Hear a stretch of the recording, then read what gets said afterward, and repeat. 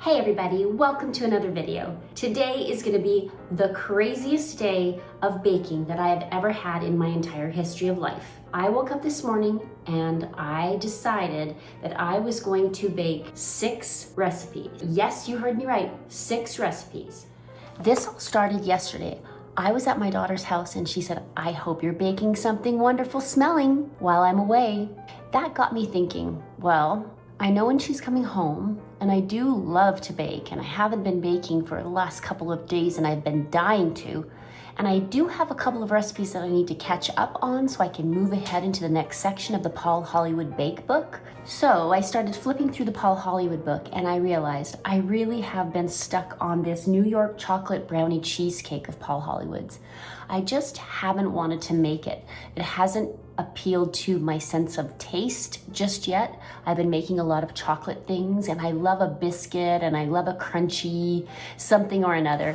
And so doing a cheesecake never really was high on my priority list. But I need to make it because I want to make all of the recipes in the book. And I've moved far ahead on a lot of others, but I've left a few in between as well. So today I'm going to catch up on all the recipes so I am at a place where I can move forward into the next section of his cookbook. So get ready because we are going to bake up a storm. Let's do this. I went through all of the recipes and I pulled as much as I could see of the ingredients that I would need. Now, granted, this is 6 recipes and that is all of the ingredients right there. But this is all of the ingredients. And this is super fine sugar and this is granulated sugar. So, and this is 2 of the Lyle's golden syrup. So there's quite a bit of doubles here as well.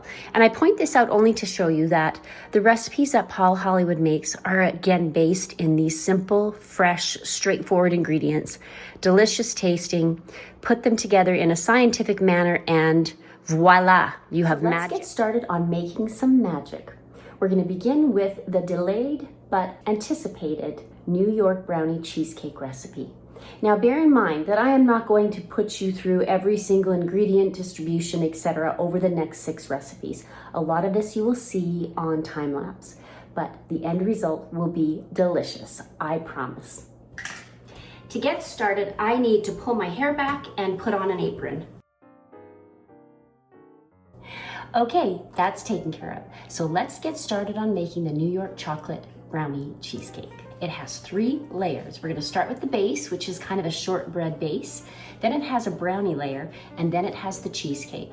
Then it sits in the oven in a water bath to cook. Let's do this.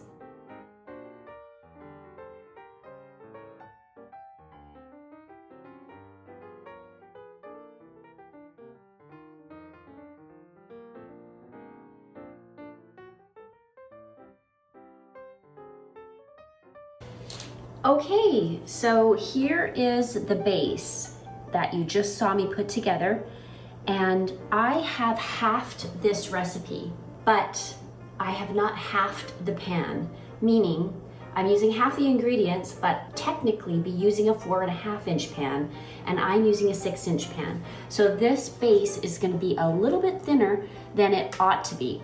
So it's supposed to go in the oven at 375 for 10 to 12 minutes. I'm gonna have to watch this quite carefully because the baking time is unknown. So I'm gonna bake the sponge until it springs back when I touch it. And I have to remember that it should remain pale in color, so it shouldn't get brown.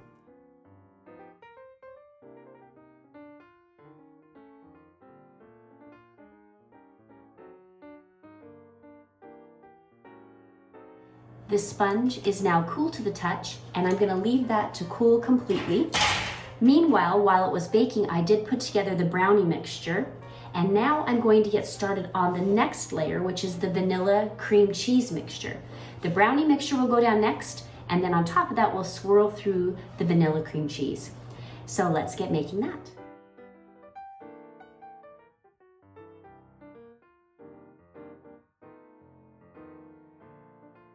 Now I am going to carefully put the brownie mixture on top of this.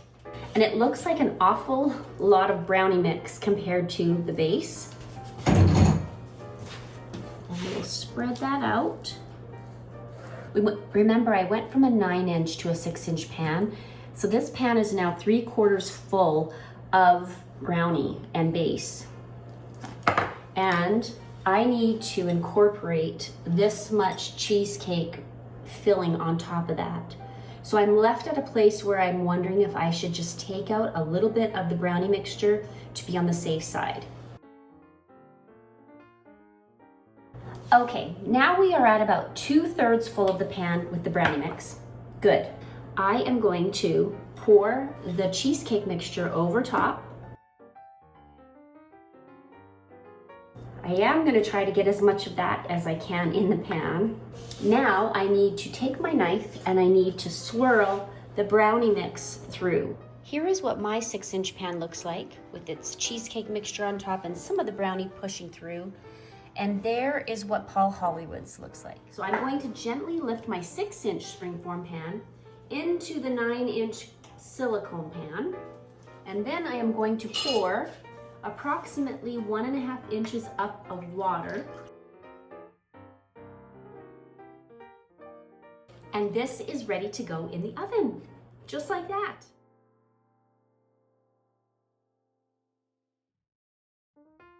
And best of luck to you. Let's see how this turns out. With that, I am officially in the section called cookies and scones. I have delved into it and made some cookies already in this section, but it's exciting to officially be out of one section. I've done every recipe there and into the second. As I turn the page, the next recipe is a hazelnut and apricot cookie, which I am going to put together right now here. Here's the hazelnut recipe. I am also going to be doing the next recipe, which is the double chocolate chip cookies. And I'm going to put these together at the same time just to save a little bit of time as well. Let's do this.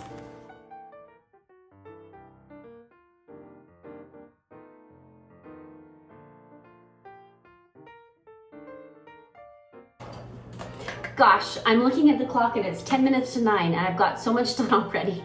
It's amazing what you can do in the mornings. Well, here we have our butter, sugar, and eggs together, and now I'm going to move forward and add our dry ingredients.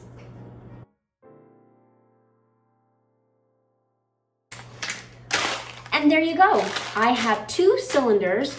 The apricot cookies are to make 10 cookies, so it's an 8-inch cylinder, and then the double chocolate chip cookies is an 11-inch cylinder. So you can see this one had quite a bit more flour, a little more ingredients.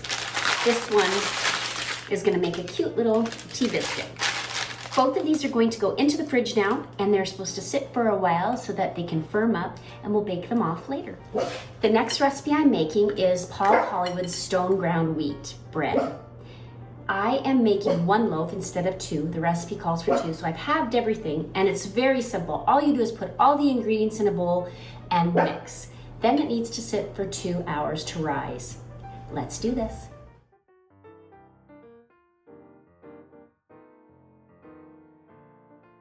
Pressing the pause button on kneading the dough. I'm about 7 minutes into it, but I need to take out the cheesecake.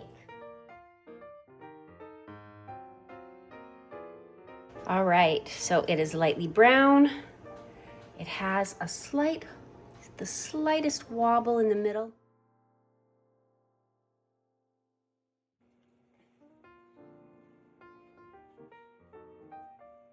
Kneading is complete. I did do it by hand because my KitchenAid broke and it was the 3rd one that broke, so I've just done without for now. This needs to sit for 2 hours and then I can punch it down and roll it into the shape that will go in the pan.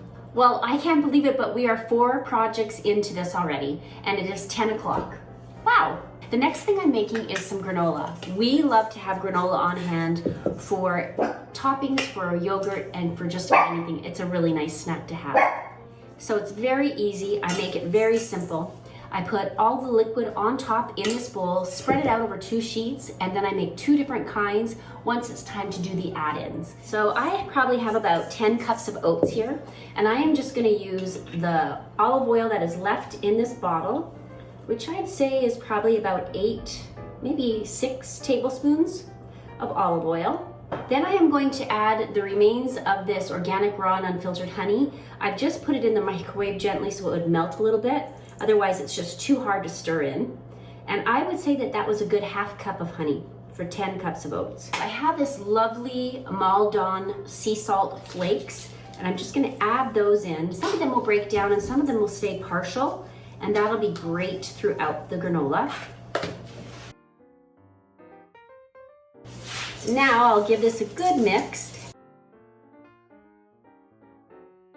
So I can tell by the way this is sticking to my hand that it has enough liquid on it. So I'm going to divide it between the 2 cookie sheets now.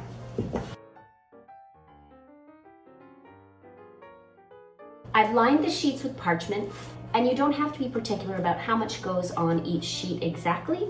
Just make sure that it has some room to dry out and breathe a little bit. There we go, let's get them in the oven.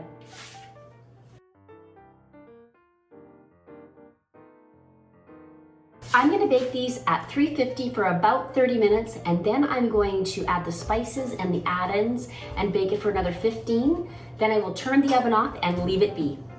The final item that I am baking today is a lemon drizzle loaf. It is Paul Hollywood's favorite recipe of all time. He loves it when they make it on Bake Off. And I've made it today because my daughter also loves it. So I've made the mixture up. You've seen me do it before. I didn't need to put you through that torture again. So now I'm going to prep the pan with some butter and some parchment paper and get it baking. I always like to use butter to prepare a pan because it gives baked goods a crisp kind of edge and that delicious buttery flavor. It's just kind of almost like the icing on the cake. All right, that is ready to go in the oven, and it's perfect timing because it is time for me to add the mix-ins to the granola. I can smell the honey cooking on the oats. It smells divine.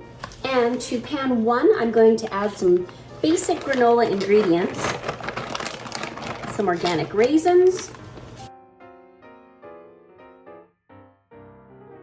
and then I'm gonna grab pumpkin pie spice because pumpkin pie spice has all the spices, all the warming spices in it, except for cinnamon. So I'll grab the pumpkin pie spice and the cinnamon. I'll spread that out evenly, and that is ready to go back in the oven. And now for the second tray. This is gonna be a non-traditional granola. So my flavors are going to be Montmorency dried pitted cherries. First I'll add in what I think I want to use. I have some handy kitchen shears that I keep very clean for moments like this. I do need to get them sharpened, however. I'm also going to add the remaining pepita seeds here.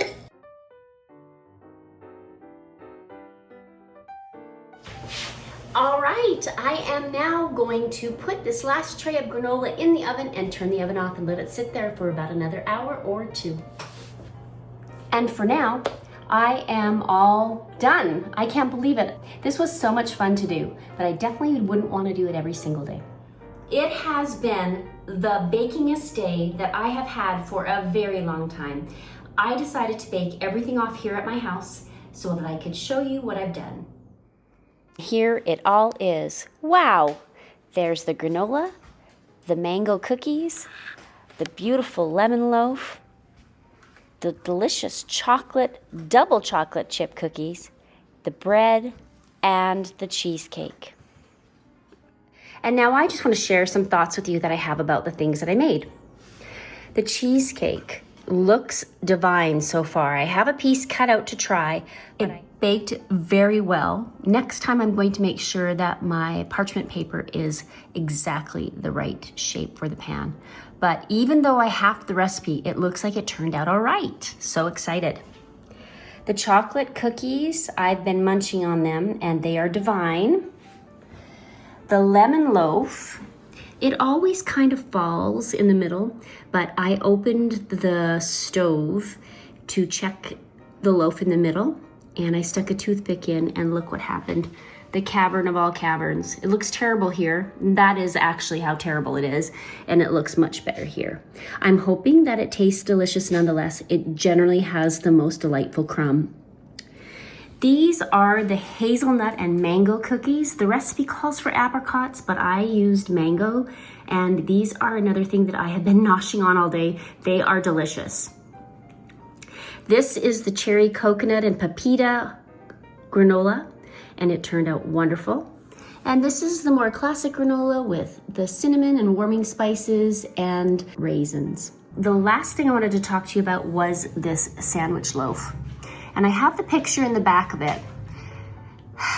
My sandwich loaf rose to about a little over 1/2 of what it looks like Paul's sandwich loaf rose to. I don't know why, but I'm gonna give it a taste. So let's taste that, and let's taste the cheesecake, and let me tell you how they. I honestly can't tell you which I'm more excited to try, the cheesecake or the bread, but I'm gonna start with this cheesecake. And if you look at it, it has that sponge crust, then the brownie filling, and then it has the vanilla cheesecake swirled through the top.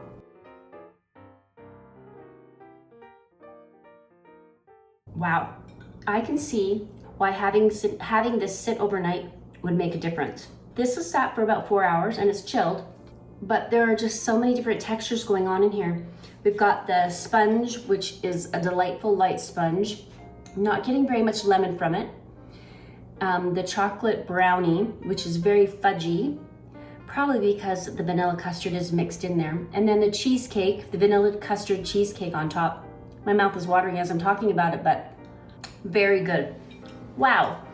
I don't know if you recall, but I was really trying to delay making that cheesecake because I thought it's gonna be too much. It's gonna be too much flavor, too much cheesecake, too much in general.